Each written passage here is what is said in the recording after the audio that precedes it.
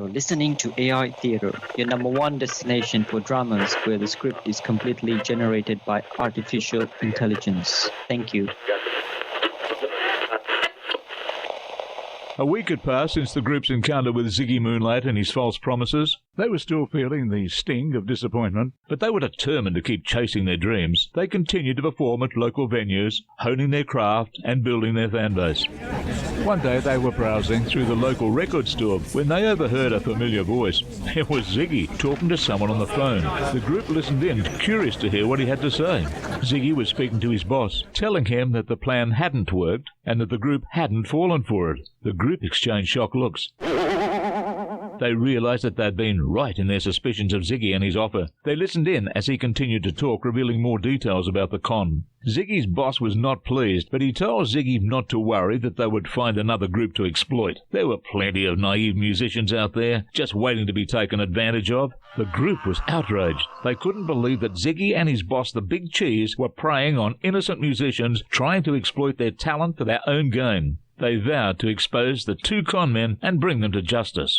Frankie spoke up, determined, saying that they couldn't let them get away with this, that they had to do something. Johnny nodded, agreeing that they had to expose them, that they had to let the whole of Australia know what they were up to. Susie added that they would do it through their music. They'd write a song about it and perform it at the next gig. The group set to work, writing a powerful song that told the story of their encounter with Ziggy and the Big Cheese. They poured their hearts and souls into the music, determined to make their voices heard. Frankie was excited, saying that they were going to be epic and that they were going to blow the roof off the place. Bobby smiled, adding that they would finally get the recognition they deserved. The night of their gig arrived and the group took to the stage. They performed their new song with passion and conviction, telling their story to a packed audience. The crowd listened intently, moved by the group's courage and determination. Frankie joked that if anyone knew Ziggy or the Big Cheese, they could tell them to come and see them perform any time, that they would even give them front row seats.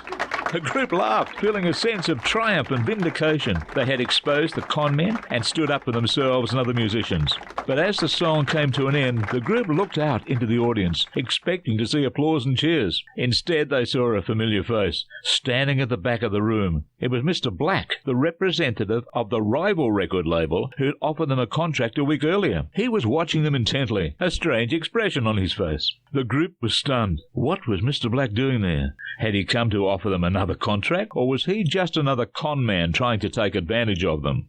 The group was left with more questions than answers, unsure of what the future held for them.